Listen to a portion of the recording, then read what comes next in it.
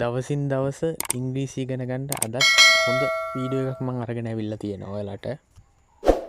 අදත් සාදරයෙන් පිළිගන්නවා මම මගේ channel එකට ඔයාව. පරිම උත්සාහ කරන්න මේ කරන වීඩියෝ වල බලලා ප්‍රැක්ටිස් කරලා නිතරම ඉංග්‍රීසියෙන් කතා කරන්න. ඔයාට බැරි නෑ ඉංග්‍රීසි කතා කරන්න. අදත් මම ගෙනල්ලා තියෙනවා ලස්සන ඔයා ගෙදරදී නිතරම වගේ කතා කරන දෙබස් සිංහල දෙබස් ඉංග්‍රීසියට හරවලා. මුල ඉඳලම ඉවර වෙනකම් වීඩියෝ එක බලන්න. එතකොට ඔයාට හැමදේම පැහැදිලි වෙයි. මේ කතාවේ දුවගේ අම්මා නැති වෙලා ඉතින් දැන් එයා කියනවා දැන් මං මගේ අම්මව බලාගත්තේ ඇහැක් වගේ කියලා. I took care of my mother as my own eyes. දුව ඉතින් තමන්ගේ අම්මා ගැන මෙහෙම කියන්නේ මරණි ළඟ හිටගෙන අඬ. අනේ මගේ අම්මා මාව දාලා ගියානේ මේ වගේ. My mother left me like this. අනේ මම කොයිතරම් හොඳට එයාව බලාගත්තද කියලා කියනවා දුව.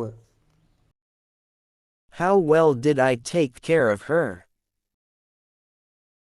ඔය අතරේ අඬන දුවගේ දරුවා එයාගේ සීයා ළඟට ගිහිල්ලා අහනවා ඇයි සීයා ආච්චි පෙට්ටියක දාලා ඉන්නේ?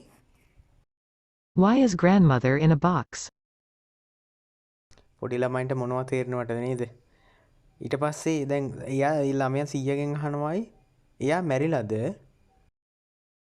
Is she dead? පොඩි දරුවට දැන් මේක හරිම කුතුහලයක්.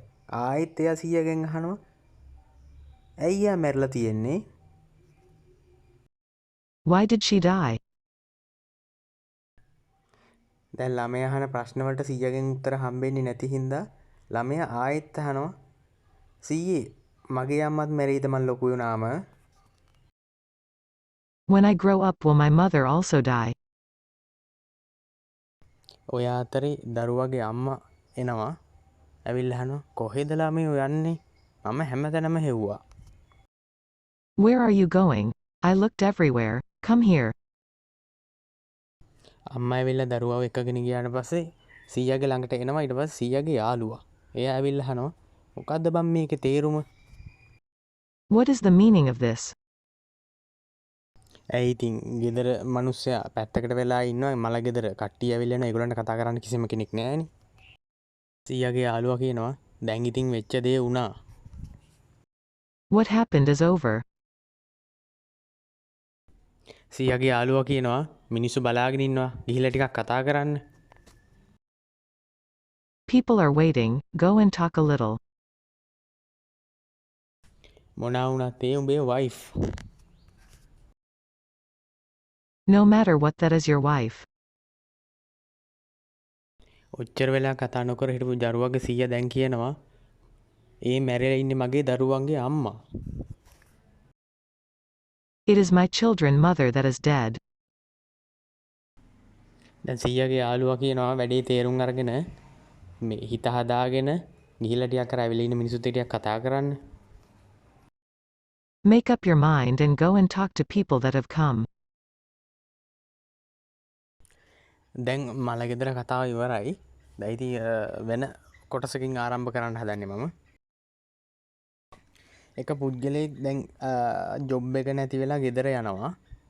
ඒ ගෙදර යනකොට ගේට්ටුව දොර ලොක් කරලා තියෙන්නේ. ඊට පස්සේ එහා පැත්තේ ගෙදර මිනිස්සයා ඇවිල්ලා ලියුමක් දෙනවා. එයාගේ වයිෆ් දුන්නා කියලා. මට මේ ලියුම දීලා කිව්වා ඔයාට දෙන්න කියලා. I was asked to give this letter to you. අපි බලමු මොනවාද ලියුම ලියලා තියෙන්නේ කියලා. ආදරණීය කසුන් කරුණාකරලා සමා වෙන්න මට මේ තීරණය ගත්තට. Loving Kasun, please forgive me for taking this decision. මම මගේ දුවත් එක්ක එංගලන්තයට යනවා. My daughter and I are going to England. ඔන්න හරි වැඩක් නේ වෙලා තියෙන්නේ. දැන් ලියුම ලියලා තියෙනවා අම්මා ගේ විකුණුවා කියලා. Mummy sold the house. මට අම්මා කියන විදිහට වැඩ කරන්න සිද්ධ වුණා. I had to do my mummy says. මම යන්නේ එංගලන්තේ ඉන්න බ්‍රයන්ව බඳින්න. I am going to marry Brian in England. බලන්න ඉතින් රස්සාව නැතුණාට පස්සේ වෙන දේවල්. ඩිවෝස් වෙන්නෙත් නැතුව වෙන කෙනෙක්ව බඳින්න යනවා. එංගලන්තයට බ්‍රයන් මැරි කරන්න ගිය කසුන්ගේ බිරිඳ කාලෙකට පස්සේ ලංකාවට ආපු දුවට කෝල් එකක් දාලා අහනවා. ඇයි ඔය ආවේ නැත්තේ? ඔයාගේ යාළුවෝ ඔක්කොම මෙහි. Why didn't you come? Your all friends are here.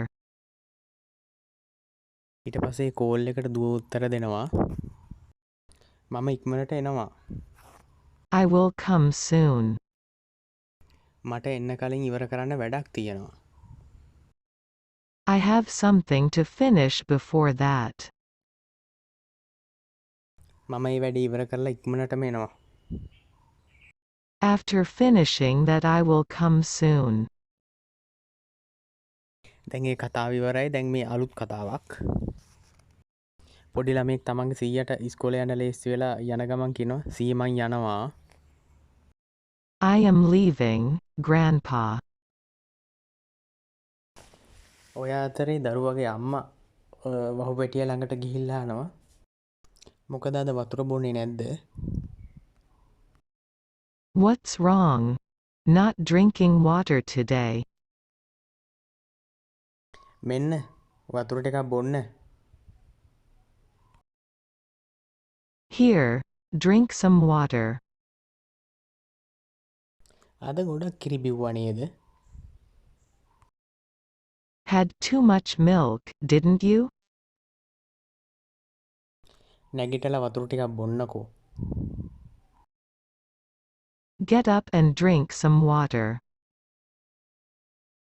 බලන්නකෝ දැන් මේ තිරිසන් සතාට මේ මිනිස්සු කොච්චර ආදරේද කියලා. එයාටත් වකුගඩුව අමාරුව හැදෙයි කියලා මට බයයි. He is scared that he will also get kidney disease.